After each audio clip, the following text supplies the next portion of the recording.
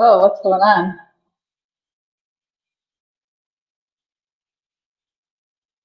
Okay. I don't know why there's still music. We'll just dance. Woo, okay, and I'm not sure what that was. Yeah. So, my name is Rebecca Valera. Oh,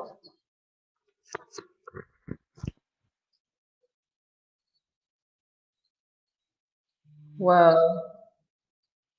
I can hear a lot of, this is live. What's going on? Whoa. Sorry about that. Hang on. Okay. All right. I think I've got it fixed. Okay. No, it's still echoing. Oh, wait.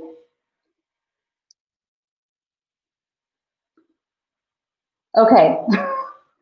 I think I fixed the problem. Wow, we are live today. I wanted to start out with a good evening, but and have it be really cool, but that totally didn't work because of everything that was echoing. So I apologize for that. My name is Rebecca Valera, and I live here in Texas. Specifically, North Dallas is where I'm located. And today we're actually going to be talking about a little bit of the process of if you're living in California and you're wanting to move to Texas, what that process looks like, what you need to do, what you need to start doing, or we're also going to give you some other alternatives when it comes to affordability. If maybe you're looking to relocate within another part of California and still be able to get that affordability factor that you're looking for. So those are going to be some of the key things that we talk about. And I want to introduce my special guest today. His name is Bern McGovern, and we are going to put him onto the show really quick. Hey, welcome from California. How are you guys? I think we're Oh, can you hear me? Oh, yeah, that's right. we're Yes, I'm Bern McGovern. I'm a local realtor here in San Diego, California. I've actually lived in Los Angeles as well, so I got a little. I can cover a few different areas here in California. You guys have any questions about it too, for sure. Oh, that'll be great. That'll be great. Yeah.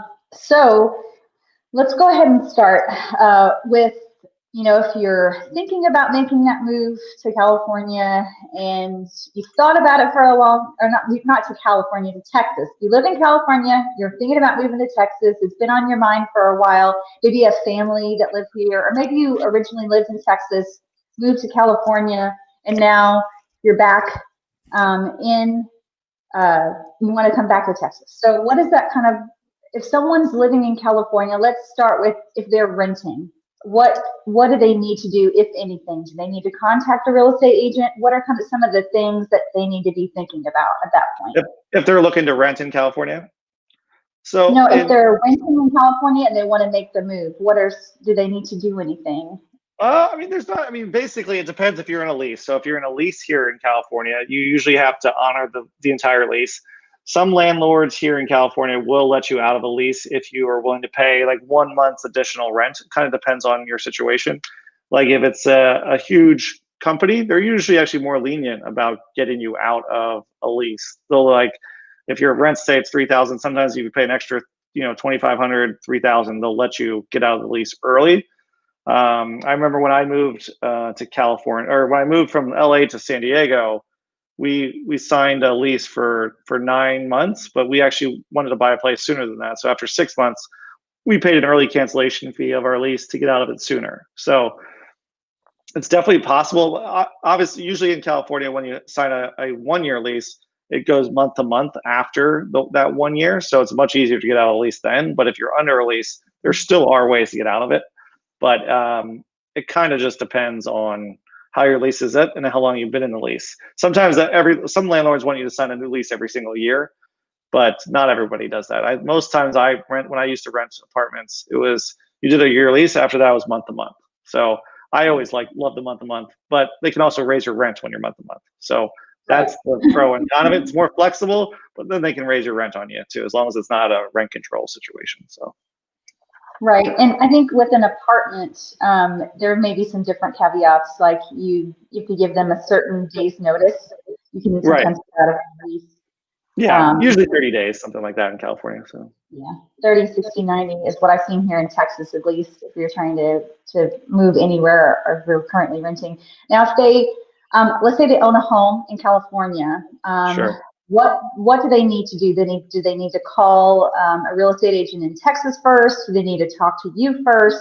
It kind of just depends on their time frame. I would probably talk to both. I would talk to a realtor in California, and I would talk to one in Texas.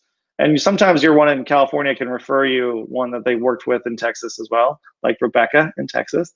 They can help you with all the logistics of it, and they'll give you kind of set out like a calendar time frame of what to expect over time. Because if you're moving, I mean, the whole process of getting your house on the market could take, 2 weeks to 30 days. It could take longer depending on if you need to do work to it. You have to pack up everything in the house. More and more people here in California, I feel like, are basically moving out of the house, getting the house, especially during COVID.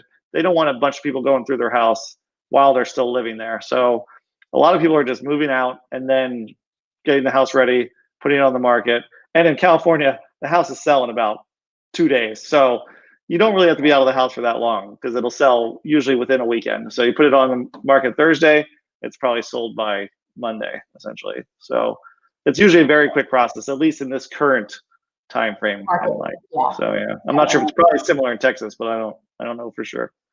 It is, and with the influx of people, I think, to the area, whether that be North Dallas or Austin or wherever, the market's still moving at a very fast pace. So even if they're looking to buy here, it can be very difficult and wearisome because maybe you come in for a weekend and you only have 3 days to take a look at everything, right? And then you're trying to figure out and put an offer in on properties. So it can be very stressful, I think, for those that are wanting to relocate in such a hot market because, you are, and in some instances, it may be smart to put in an offer on one property and another property just in case one of them doesn't work out. You still kind of have a backup and you've already seen the property in person. I've also done the walkthrough to where I will video and kind of walk someone through the property as well.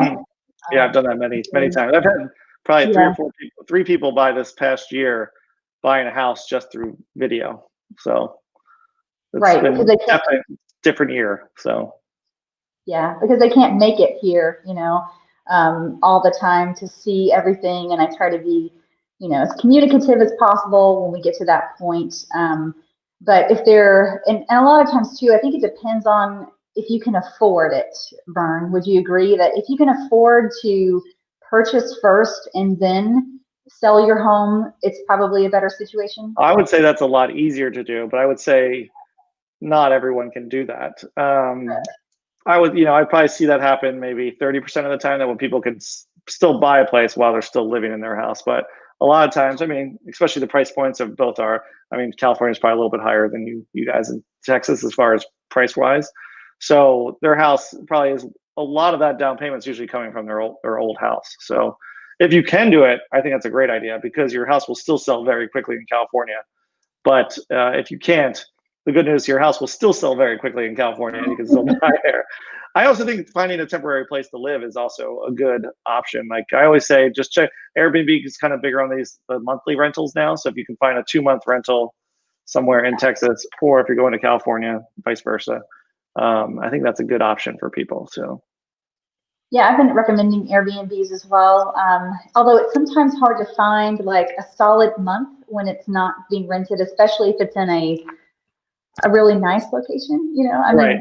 Not to say that the Airbnbs are, worse over here versus over there. It's more so like, if you're looking for a cute little downtown McKinney, like, chic little property that's, walking distance to like a lot of shopping. Well, that might be the one thing you have to sacrifice, your temporary rental. You may find a place that's relatively close to where you want to be that you can do. So Right, and also too, extended stay hotels have been another option for people, especially if Sure. they're thinking they could find something within a month. Yeah, that would work too. Yeah.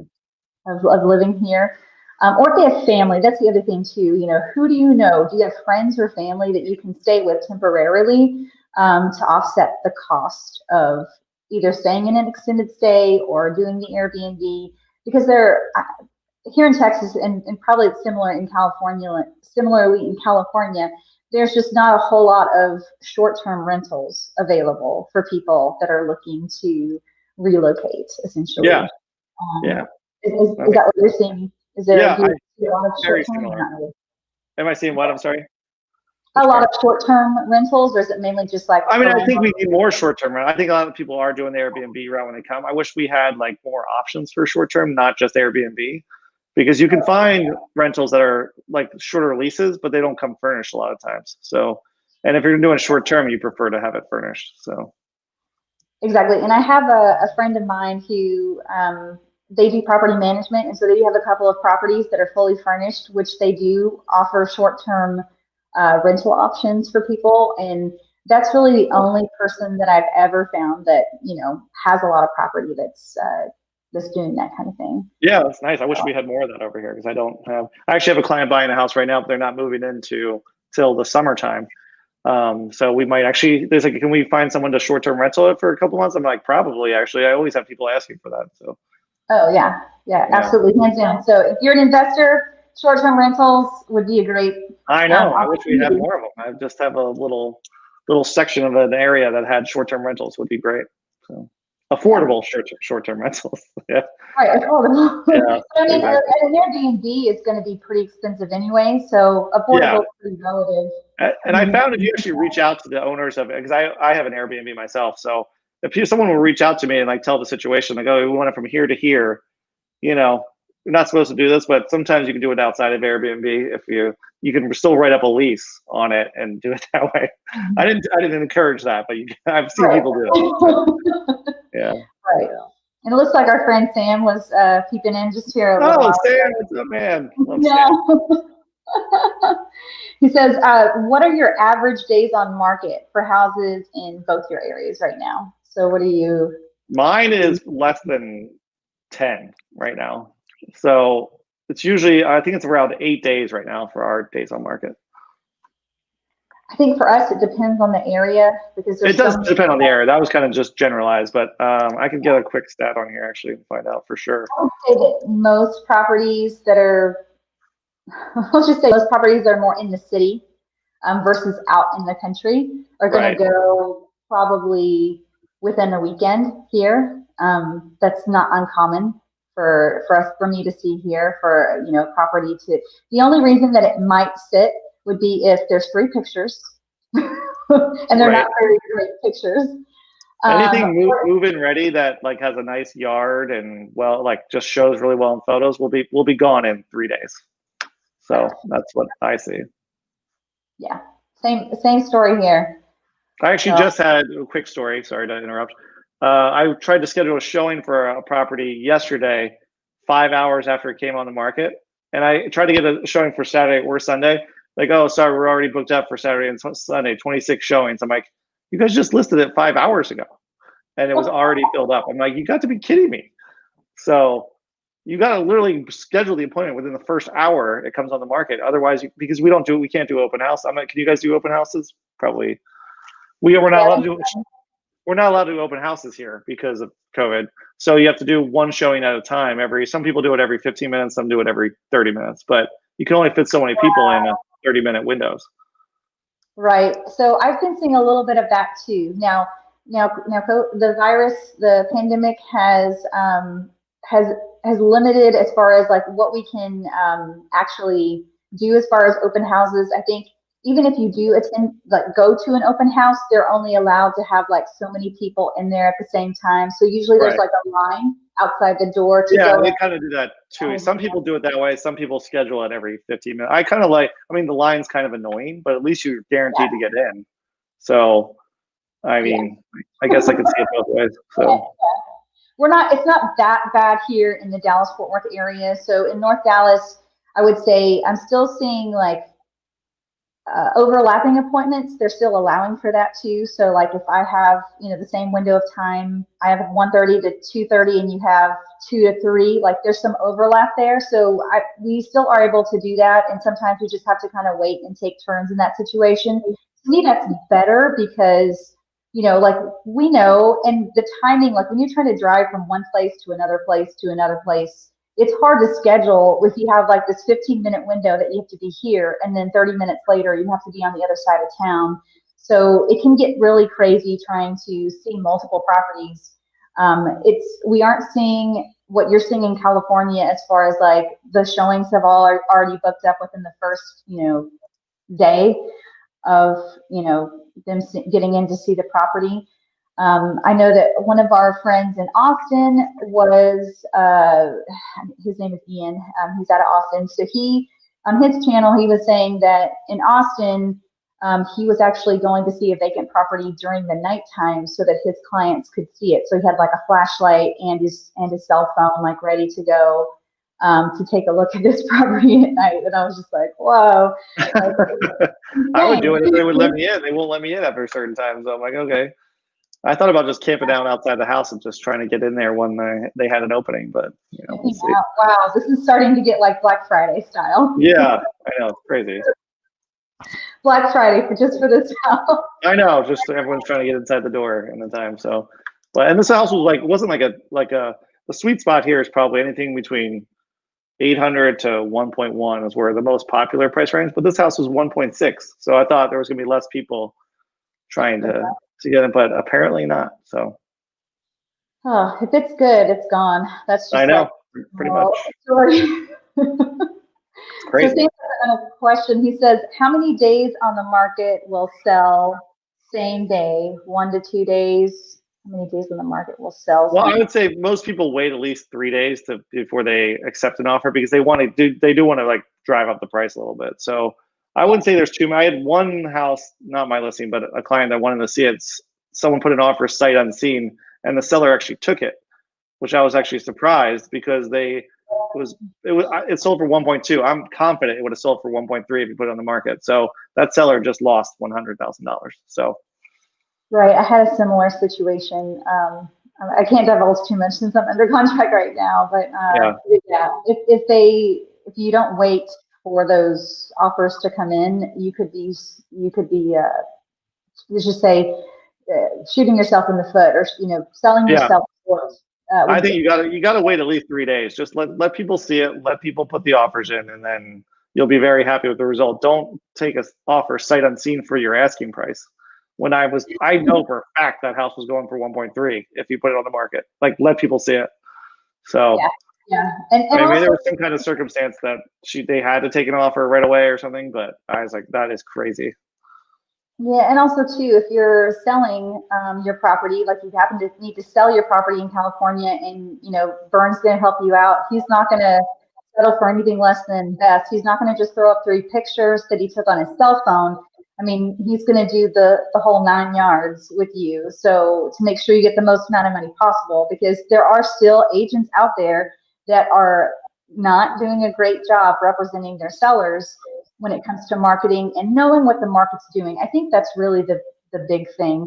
If you didn't know what the market was doing and you thought that, oh, well, this property's, $500,000 and it's in Texas. So, that's, to me, that's like the equivalent of the $1 million property in California, Yeah. So with that same thing in mind, you kind of have to take into consideration, like, what is the market doing? And if you're not, as a listing agent, if you're not knowledgeable of that, I mean, you could be losing your seller lots and lots and lots of money, which is why it's important for you to hire the right agent, I think. Which is what I was like, what just happened with that house that I just told you about. I mean, 1.2, which I know in my heart that it was going to sell for 1.3, just knowing what I've seen on trying to get offers accepted. And just like, if that agent like encouraged them to do that, I think it's insane. But maybe there was some, like I said, maybe some other reason why they had to do it, but it just didn't make. It was a beautiful property too. So. Yeah. No, I could see that. And then Sam is saying that we overlap showings here often. It's the Wild West Wild West like, I think is what he's trying to say. So do people just line up there, Sam? People kind of like, you just kind of give them a general time and then people just start lining up waiting to get in? Honestly, I would prefer that, being like working with a lot of buyers now, just because I know I can get them in there. Right now, although I'd probably be out there all day trying to show properties, but kind of already doing that already. So. Right. And I think to me, that's a better situation to be in too, especially if you're the seller, because think about it. If you only have 15-minute, or let's say 30 to 15-minute windows, and you're allowing people in the property, how many more people could you show the property to, which drives the price up for the seller? Yeah. Right. I mean, just to limit it at 26 people, I just feel like even that is not fair to the seller, but Yeah, it is what it is. And every person's going to have a different reason or situation why they necessarily don't want that. But I mean, if you can stay a weekend at grandma's and put the kids, somewhere else and just be gone for that weekend, it should be sold. And then that way you can sanitize after and you should be, totally fine. Yeah. So I agree. So if someone's, let's kind of walk people through a couple of different scenarios. So let's say that they needed to sell their house in California before, let's just say before they've made the purchase here in Texas. Okay. What would that process look like for you as far as what do you do? Just walk us through your process. Yeah, so this is what, it'll depend on the condition of the house and how ready they are to show it. So usually I like at least 2 weeks to get a house ready to list. Because sometimes you need painting, you need maybe new carpet, little things that can make the house, some curb appeals, some new fresh grass or whatever it is. So I usually like at least 2 weeks, and if I get longer, great. But usually I can only get 2 weeks depending on the property. So you want to do all that ready. Ideally, if they're willing to leave the house for photos and showings, that helps a lot too. That's not always possible because sometimes people just need a place to live, obviously. Usually I'll try to take photos and video on a Monday or Tuesday and have all those back by Thursday and list it on that Thursday. Then showings can start Friday, Saturday, Sunday. You'll probably have offers by Monday, and counter offer or goes out Monday night or Tuesday morning. Then they do best and final. You'll probably have an accepted offer by Wednesday at the latest, usually. So that's usually my general schedule. Getting houses like that, getting ready takes the longest. The actual showings and offers goes in this market pretty quickly. So I don't know if yours is a little different, but it sounds like a similar time frame. It does. I think it really just depends on what the seller needs to do before they sell the property. If there's anything major, if they know about anything major wrong or any repairs that need to be done, that they're eventually gonna have to disclose that anyway. They might as well go ahead and, if they've got the funds to do it, go ahead and fix it, right? Because it's going to cost more in the long run, I think, if you know that information and that kind of thing. The other thing, obviously, like major things that could, affect the sale of the property, like your foundation, your roof, your heating and air conditioning units. Trying to think of your pool equipment, that can get very expensive and very pricey. So anything like that that needs repair work, absolutely needs to be done and taken care of before they put it on the market. I mean, just to kind of make the process more seamless, I think. Yeah, that makes sense. I mean, I'm dealing with one right now that has sorry, my phone's ringing. A block wall in the backyard, so because it goes up to like a canyon, but it's leaning completely, and it's not falling down, but over time it's only gonna get worse. So, I don't know if you ever had to deal with a block wall, like demo and reconstruction. It's not very cheap. So we got quotes for like $12,000, $14,000. So we're trying to navigate that right now. And this house had like 10 offers on it. We did get it accepted, but you had to shoot very high to get the property, and then you have to deal with all these other things going on with it. So we're just trying to work it out, see what makes sense for them. They're going to hopefully ask for some credit and see what they can get. If not, they might be willing to walk away. So we'll see what happens. So, and do you guys do inspections before in Texas? Do you do your inspections before the house goes on the market, or like when we do an inspection, we don't do the inspection until the buyer's in escrow on properties? But I know other places do it differently. So it depends. Here in Texas, sorry, my earbuds are kind of trying to sneak out of my ears. Here in Texas, you can do it a couple of different ways. You can get an inspection as a seller on the property to see what you don't know, but the downside of that is that because you know it, you have to disclose it. Disclose So it, yeah. that inspection report has to be shown to whoever's coming through the property so they know Sure. about those things.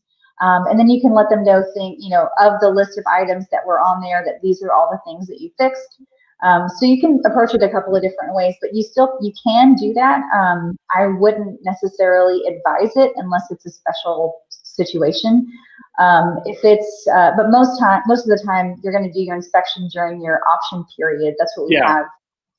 We have an option period. We call it our inspection contingency, but yours option period, same difference. Yeah, where you give money to the seller to take it off the market for an X amount of days. Is that usually? Yeah, we call it earnest money deposit. Like, you get an offer accepted, then we give you whatever, $10,000, puts it off the market, and then you do your inspections, and you have within that usually anywhere from like 8 days to 15 days. You do all your inspections, and then you decide if there's anything you want to ask for, like credit-wise or repair-wise. Mm-hmm. The seller can say yes or no, and if they say no, mm-hmm. then you can just walk away and get your deposit back. So, for us, it's a little bit different. We have option money and earnest money here in Texas. When you put an offer on a property, you pay the seller to take the home off the market. So say that your window was 4 days or 5 days. Let's say you gave them $100 or $200. Within that option period, you have the unrestricted right to terminate within that window of time for any reason. It could be because you just didn't like it anymore, or you found a better house, or whatever reason it was. It doesn't have to be for any specific reason, but you essentially will lose that option money to the seller. Do you ever get that money back? Do you ever get that money back, the option money? For option, only if you go all the way to closing. Okay. If you go all the way to closing, then you get that money credited back to you. Oh, if not, the seller keeps that, small amount. It's usually a smaller amount. I mean, usually it's anywhere from 100. If you're in multiple offers, sometimes I've seen people put 500 because they're like, that's them telling you, hey, we're going to stick around. We want to keep this $500 and go all the way to closing. So that's another way to kind of convey to the seller that you're very interested and you're not going to just leave during the option period. And then your earnest money deposit, there are several ways that you can get that back as a seller. Here in Texas, you can get it back. Obviously, if you leave during the option period, you get that large sum amount back. Usually it's 1% is usually the kind of the rule of thumb that we use. But some people put more because they want the seller to say, hey, we're serious about it. Basically. Yeah. Serious about it, right? So with the earnest money deposit too, you can get that back if you get the HOA rules and you really wanted to put chickens in your backyard, and by golly, they won't let you put chickens in for whatever reason. And you can walk and say, bye, see you later, and they keep the option money and you get your earnest money back. If financing falls through for whatever reason, let's say you lost a job, let's say that you lost one of your parents. Let's say one of your parents passed away and you had to pay for all the funeral expenses, and now you can no longer afford this property. So that in that case, the lender would, contact you and say, you can't qualify for this house anymore. You were supposed to have this much for your down payment. Now you don't have that. Right. Okay. So a little different, similar, but a little different. Yeah. Gotcha. Okay. Yeah. There are ways to get that back. Yes. There's always a way. There's always a way to get that big lump sum back and protect your clients. So Sam has another question really quick. He said, Rebecca, is that due diligence option money non-refundable? So to answer your question. Yeah. So you do your due diligence during that option period, and it is refundable to you if you go all the way to closing. So if you don't get it back. If you do, you do get it back. So that's kind of how it works. And that's a different number. Like people put $100, $200, $300, like depending on what they want to put down. Okay, interesting. Some people will put $1,000 because they really want the house and they want to let the seller know that, hey, you know, I'm in business and we're not going to leave during the option period, no matter what comes up. Yeah. Okay. Around. Especially because it's like one of my friends calls it, you're putting more skin in the game when you put in a whole lot of option money. Makes sense. Yeah, yeah. All right, so they sell their house in California, and then let's say that once they get under contract, would you advise that they start looking for properties at that point, or you yeah, I would. I mean, you could probably. I mean, here, like if you were going the reverse, so you're going from Texas to California, you basically want to be ready to buy right away, because these, like same with Texas, they go very quickly. So whether you're going to California to Texas or Texas to California, once you put the house, your house on the market, you can start looking at properties. But I'm guessing you'll probably have to have the money pretty accessible, because then you'll have to be contingent upon your house selling. And what if it fell out? So usually once you release all your contingencies, as they call it in California, you call it something slightly different. But that would be a good time that you can put offers on, because people will ask you like, okay, are all the contingencies released to accept an offer that's basically contingent? And once you do the release, someone releases all their contingencies, it's almost a virtual lock that it's going to go through, unless, you know, there's a natural disaster or someone lost a job or something like that. So once that happens, once that period, which is usually somewhere between like 15 and 21 days, something like that, then you're pretty much good to go, you know, as close as you're going to be a done deal at that point. So right. Yeah. And I would say that's what I would advise as well. As soon as you get under contract for your property that's in California, you want to start coming to Texas and taking a look at properties, maybe come out for a weekend just to see what it's like, and then another weekend to come back and see. You know, some people need multiple trips and some people can only afford one trip. So it really just depends on your situation, I think, at that point. But for the most part, once you're under contract, you should be able to put an offer in. Now, is it likely to get accepted when you're still contingent on the sale and things haven't closed? You're probably at a loss there, because we are in a very competitive market. I wouldn't say like don't do it, but at the same time, it would be helpful for you to see what the market's like at that time. Okay. It's just difficult, because I think right now, and I mean, if it's a very strong offer and you're going to waive the appraisal and you're going to give them like $1,000 for the option period. I mean, if you can make it really strong, a strong contingency, and say, you know, yes, we can have an active kick out to where other people come and see the property and kick us out essentially. But if your offer is very strong, and you're, you know, asking above asking price and you're doing all the right things, then I would say it's still likely that we could get your offer accepted.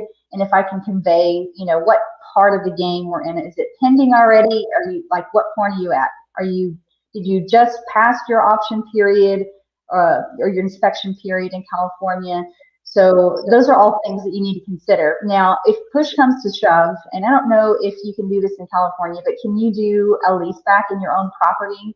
Yeah, you can. A lot of people do leasebacks here, so that's actually a pretty popular one. And sometimes people are giving like free leasebacks to sellers just so they can get their offer accepted. So I would say that's very popular, leasebacks. That's one of the questions I ask all the sellers or sellers agents when I'm out there. Like, do they need a leaseback? Because almost, I would say, you know, 60% of the people need a leaseback of some sort. So yeah, I think that's very popular here too. And I think as far as your timing goes, if you have that flexibility to say, hey, we have a little bit of extra time between whenever we get under contract with our property in Texas, and we can give even the seller in Texas a little bit of time to get their stuff together, then it's a win-win for everyone.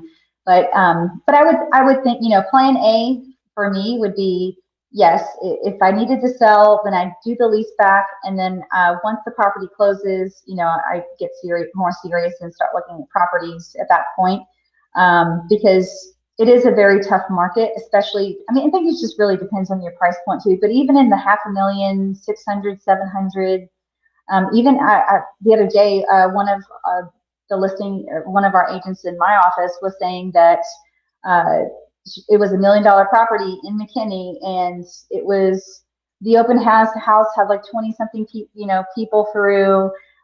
They had multiple offers. They had backup offers. I think they had like 26 offers on that property. Ooh. So yeah, and that's here in North Texas. So if it's good, it's gone. So Yeah. We had a client offer on a $1.5 million house, and it had 30 offers on it, and it ended at 175. We offered at 1.6, and we didn't even get a counter offer. Wow. Sometimes you just gotta laugh because it's ridiculous. So yeah. Well, maybe Karen Carr said hi. Yeah, Karen Carr. Yeah. Karen's here. Hey, Karen. I met Karen in Denver at the Bomb events. I guess it was a while ago now. So. Yeah. No, I know Karen from Karen's. We know Karen. Everyone knows Karen. Yes, that's true. Yeah. No, she went to, so Karen's with KW also, and so her and I went actually to, well, she was at the conference, and then I kind of drove her around and I was at the after party with Karen. Oh, very cool. Yeah, she's great. Super, super sweet. Yeah. All right. So once, as far as Texas goes, so once someone, we're under contract, we start looking at properties here in Texas. We find something here in Texas, and we construct a great offer for the seller, and we start going through that process. On my end, usually what it looks like is first you have your option period. After we pass the option period and we do all of our inspections. Now, a lot of people, if you can stay for the inspection, that's great. If you can't, then I video people in to the inspection and have them talk to the inspector. So that's very important if you're buying a home, no matter if it's anywhere out of state or anywhere long distance and you're not able to be there. It's super important to be there, to have the inspector there, and to ask questions about the property that you're about to spend a lot of money on. Oh yeah, for sure. Yeah, I usually at least try to get people to show up at the end of the inspection. Pre-COVID, it was easier to get people to do that. But now they'll just FaceTime with them if they need to ask them questions. They can still show them around. So, but yeah, very similar. Right. And then after we go through that list with the inspector, then we kind of talk about, major safety. You don't want to have too many things on that list unless they're all major. I mean, if you have something wrong with the roof or the foundation or the HVAC, or just, a whole lot, maybe there's termites, you never know what every house has find. termites in California, so I don't know. Ooh, okay. Here in Texas, it's different. I would say because we have a lot of brick. There are some homes that have wood siding, or homes that are like right next to a lake or right next to a body of water that would be more high risk when it comes to termites. Or if you're in a very heavily wooded area, you could see probably more termites in that type of situation. I guess it's dry here. I think the dry area is more conducive to termites. I don't know exactly, but there's always some kind of termite damage on houses here. Yeah. I think it just depends on where, and if it's in a more, isolated area, I think it's more popular to have more popular. Yeah, because termites. Think about popularity. I think it's more common to see termites in more of the outskirts. I would still recommend getting a termite inspection just because you never know, and that type of that the cost to exterminate termites is pretty high. So you would want to, get that taken care of. And any type of rodent infestation, I mean, anything, along the lines, you want to, that would be on my list of things that the seller needs to take care of before it's sold, especially if you're paying, over asking price and that kind of thing. Not to try to, bang them down with all these things, but if, you only have, let's just say that you got the inspection report back and the only thing was, maybe there's a hose, a little drainage pipe that's cracked in the backyard that needs repairing. Maybe ask for 2 or 3 little things, but not a whole lot. Because if you ask for too much, then you get pushback from the seller, and the seller's not as likely to accept. Kind of focus on the major systems like plumbing, electrical, roofs, foundation. And then like I like to bring up like, okay, so they know there's always a laundry list of things that come up on those inspection reports. Oh yeah. Fogged. Yeah. Would you ever get fogged windows? I swear, everything fogged windows. They always like to bring up fogged windows on my thing. Yeah. But it's like, listen, they're willing to overlook all these other things, but these things are important to them. So you just show them what things they're willing to take care of themselves, and then focus on the big things. I think most sellers kind of get it. Like, okay, there's something wrong with the roof, or like that fence is falling over completely. There's obvious things like, okay, I knew they were going to ask about that anyways. So honest, but sometimes people won't give you any credit no matter what happens. But you know, if they're reasonable, kind of understand it.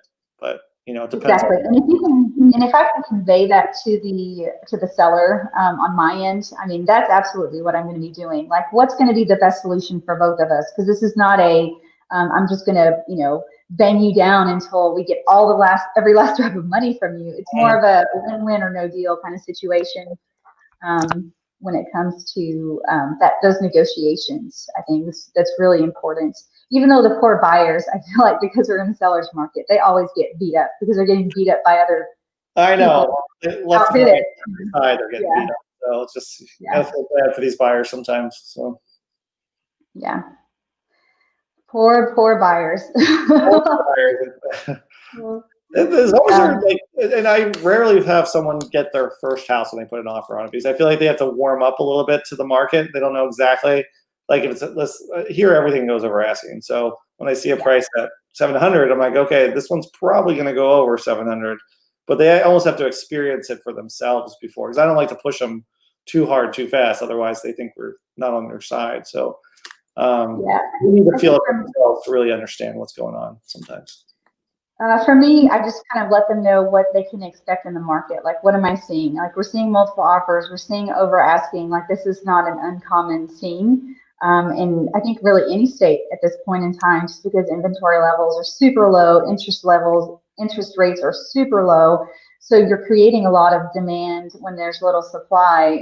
And that's really what makes this whole thing difficult. And I think if they can wrap their brain around, okay, the appraisal is going to be the be all say all as to what I'm going to pay for this property, and get them to kind of understand, because I you know, it's hard for you to understand, okay, well, they listed it at 320, and if we offer 325, this is how much we're willing to pay. And I'm thinking, okay, you have to think about it like this.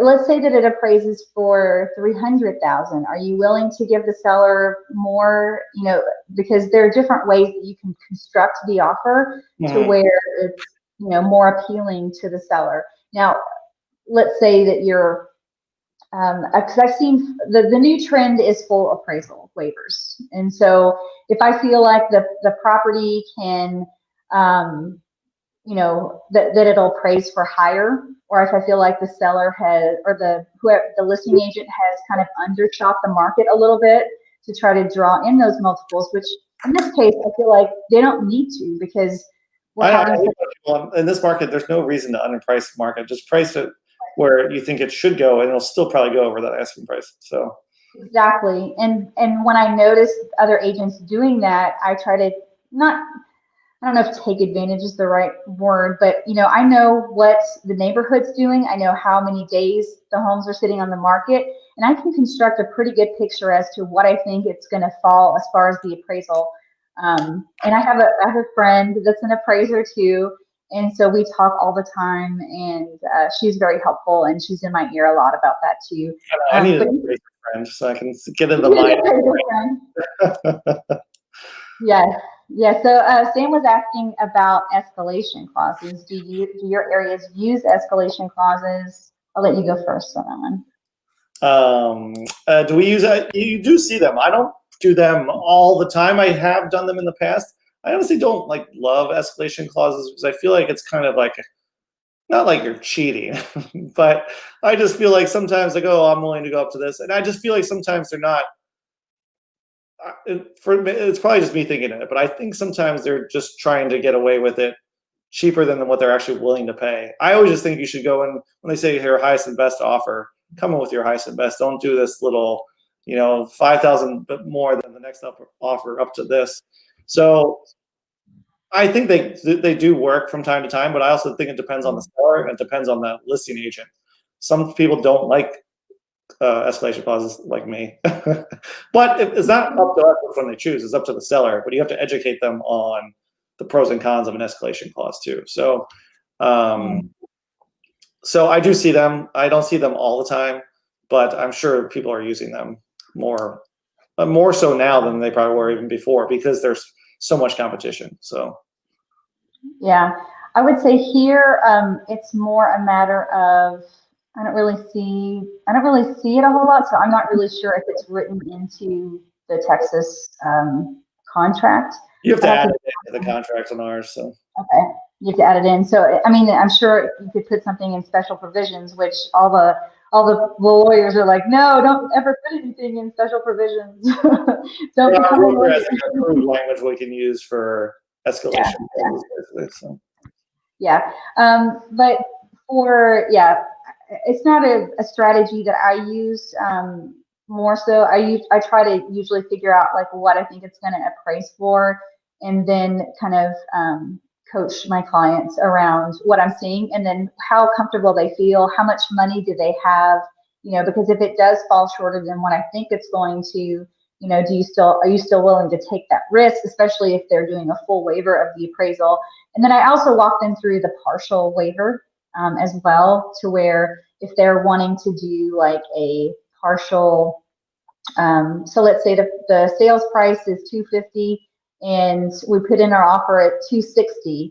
Well, with the partial appraisal, it pretty much says you'll bring $10,000 extra to the table no matter what it appraises at. So that's only if up to 260. So you're not going to ever pay that before.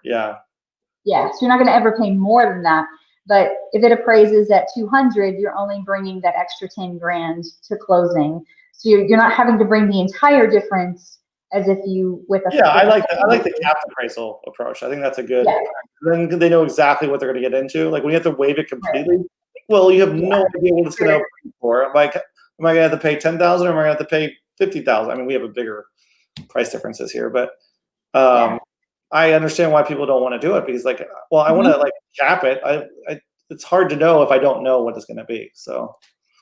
No, and I was using the partial waiver for the longest time, but you just can't compete with other people. You can't compete with cash buyers that are wanting to use that type of strategy to try to get into a property. And I mean, it could be a matter on cash buyers, so it's nice. Yeah, if you're a cash buyer, you don't have to worry about the appraiser or appraisal or an appraiser for that matter. But but with the full waiver, I think that if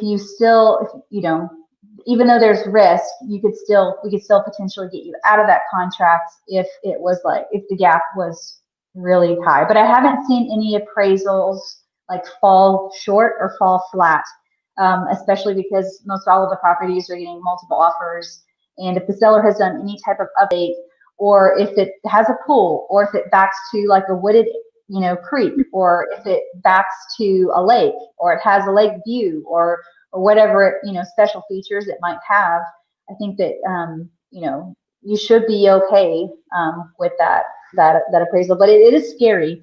It is a scary thing to be like, I have to risk this in order to try to see what it's going to come in at, which is why I think a lot of people like I prefer a partial waiver personally, but with this when you have 10 offers on the property, like you almost have to do what the seller says, otherwise you're just like, okay, I'm just not going to get it. So right, and that's when I was representing a couple of sellers, that's what I was seeing. I was seeing like half of the we got 13 offers, half of them had a full waiver of the appraisal. So that meant that all of those offers are pretty much like cash, because you don't have to worry about the appraisal, you don't have to worry about renegotiating anything.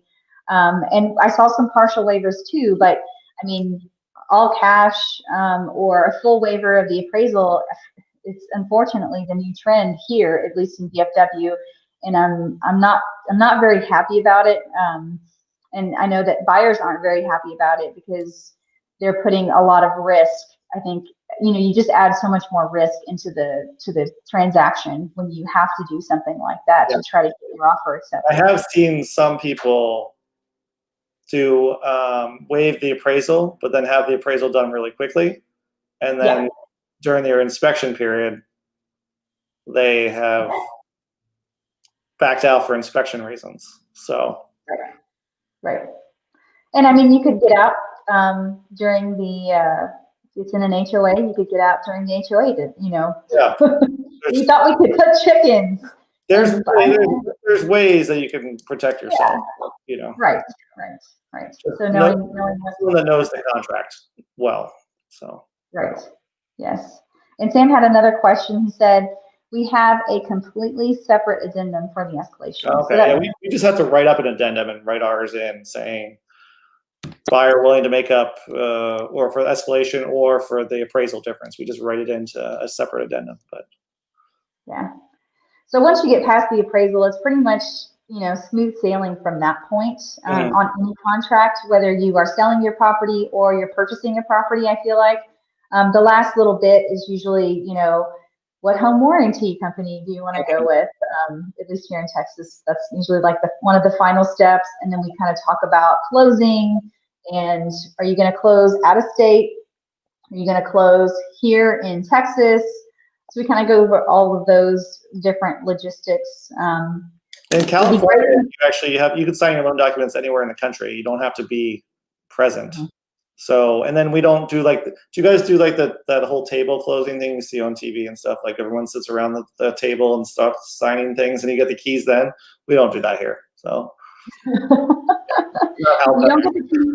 don't get the keys until it's funded and everyone is signed. Okay. So even if you sign, you can't get the keys until the lender the title company calls and says, congratulations, we funded. And we're like, yay. Yeah, we can't get the keys until it records at the county recorder's office. So it usually funds that morning or the day before, and then it records the following day here. So another slight difference. And usually if you're signing out of state, and I don't know if it's the same situation there in California, but in Texas, if you're signing, you know, let's say that you're signing in Oklahoma and you needed to sign something, you know, for closing, usually they need to send out the documents a day in advance. So if you close on the 30th, like the documents would go out to you on the 29th, and then you would have like a, what are they called?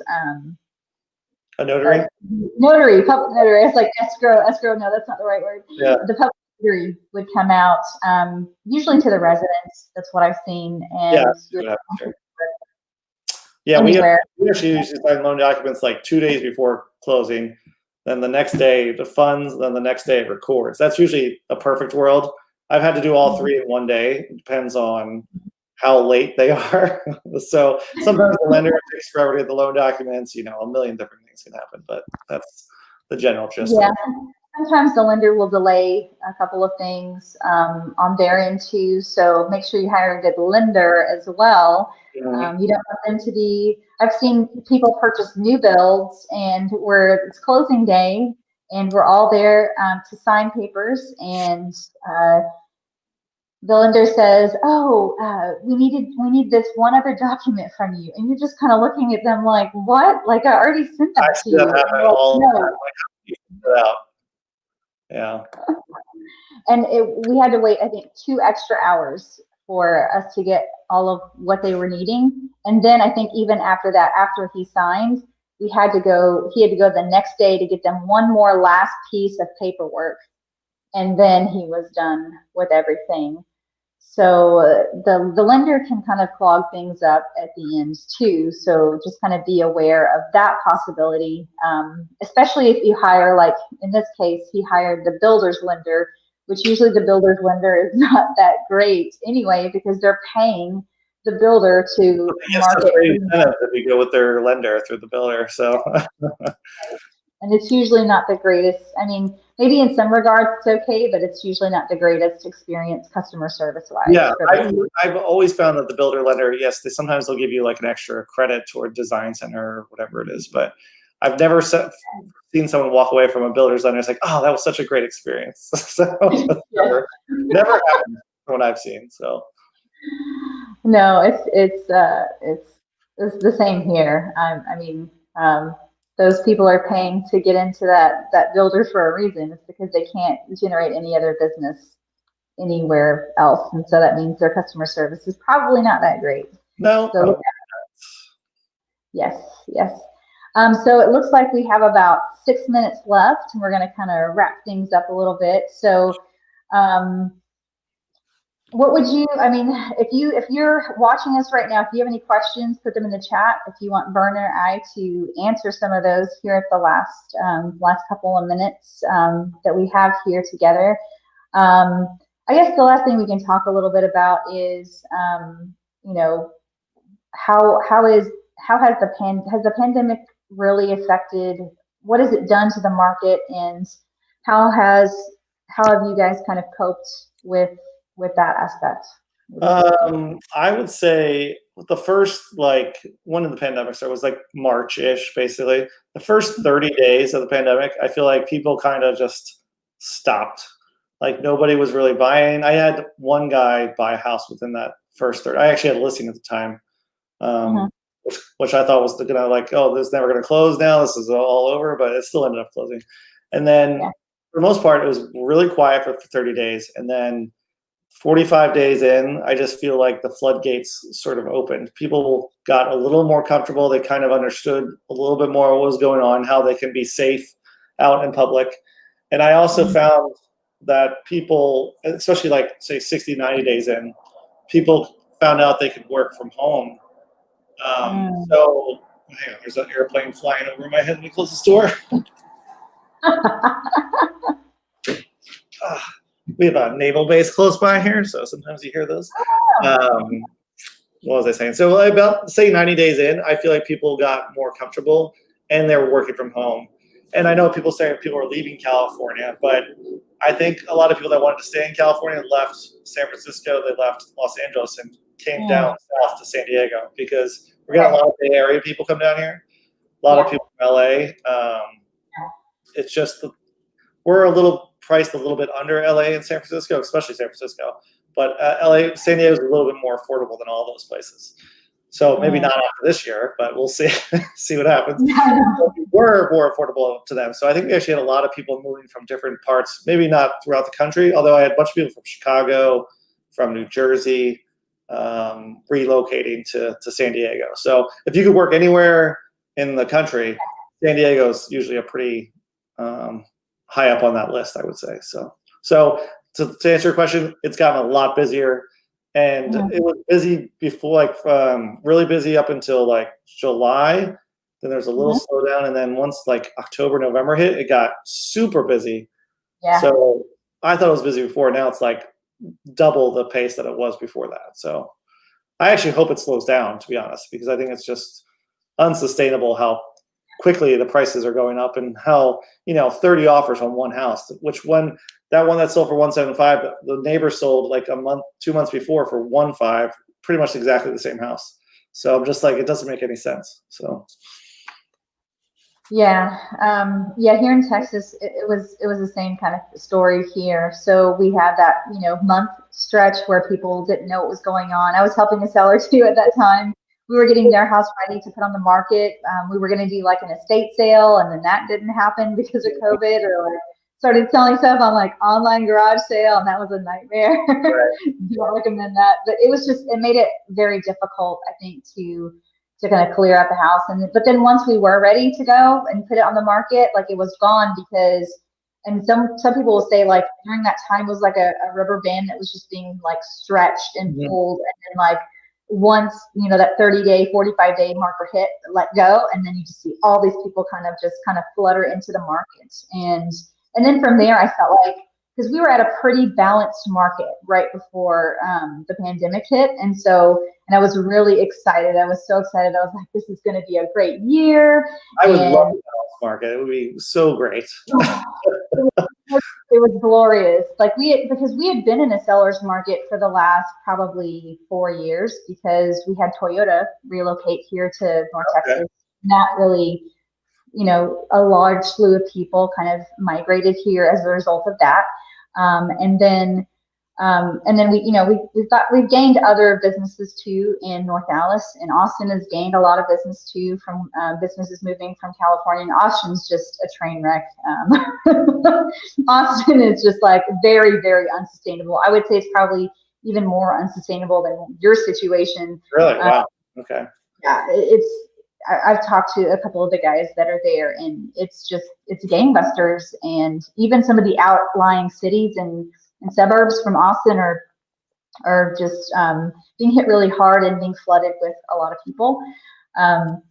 Dallas is still being flooded with a lot of people too, but I would say that it's not as intense as Austin. Austin, you're seeing 30, 40, 50K over. Dallas is probably more like maybe 10, 15, 20, at the most over asking. So I could live with that. It's not terrible, but it's still not a great, I don't like being in a seller's market. Also, what's your median home price in Dallas? So it's gone up. It's probably closer to the high twos, maybe threes, as far as the home price, at least in my area, is around 700,000. So percentage-wise, it's probably similar going up. You know what I mean? If yours is going $10,000 over, mine's going $50,000 to $75,000 over. It's percentage-wise, it's pretty similar. So. Right, and so if you're looking to get into a home, I would recommend sooner as opposed to later, because. And that's only if you're ready, willing, and able to do it, because you don't want to put yourself in a stressful financial situation. I mean, that's never something that Bern or I will ever force you or push you to do, because it is a very tough market to be in. So it's not something that you should just take lightly. But at the same time, if you are wanting to purchase and you do have that desire to be a homeowner, it's very important that you, that you're ready for it. But also, gosh, what was I going to say? It was going to be really good. It was going to end the segment. Like, kapow! That's how we end this. No, yeah, lightning would strike. Yes.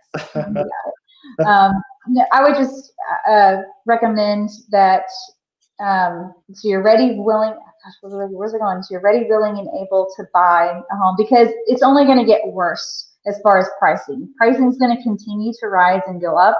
I don't see it slowing down.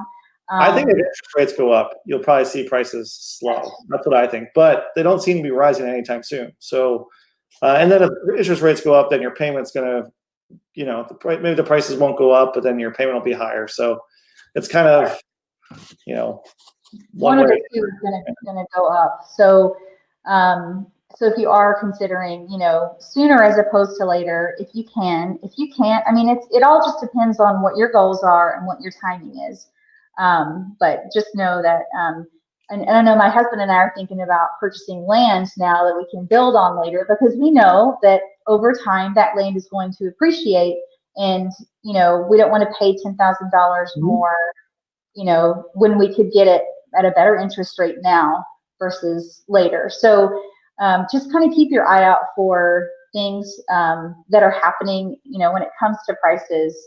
But it is very, and Dallas has already kind of gone through an influx of people, and we've been in a seller's market for a little while now. So I feel like it's nothing new, if that makes sense, because we've been in a pretty strong seller's market for the last 4 years until it started to level out, and then the pandemic just ruined everything.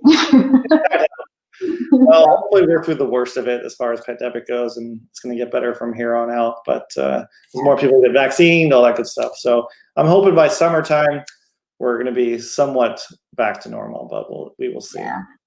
And I don't have to send a document every time I want to show a property and not wait in line to go into a house. So it would be nice also. So. Yeah, that would be really nice. So, and I think, seeing I miss hugs. Do you miss hugs? I'm a hugger. I'm just like shaking hands. I'm like, I meet a client for the first time and I'm like waving to them. Yeah, I know.